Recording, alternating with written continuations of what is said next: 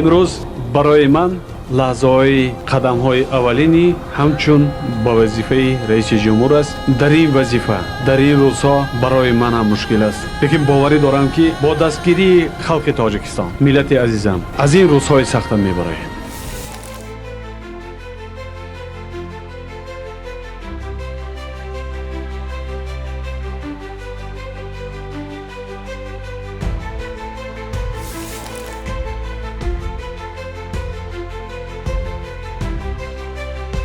حاضرین گرامی 16 نوامبر 2024 روز پرزیدنت جمهوری پاکستان برام جناب علی قید کرده می‌شود.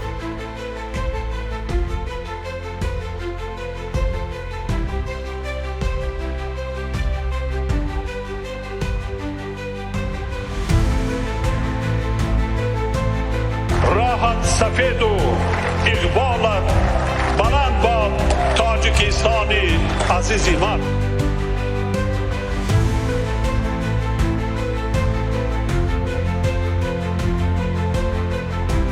من سری تعظیم به نزد پای مردم تاجیکستان خلق تاجیکستان فرود میارم و میگویم تا که باشم برای ملتم، برای خلقم، برای دولتم خدمت میکنم.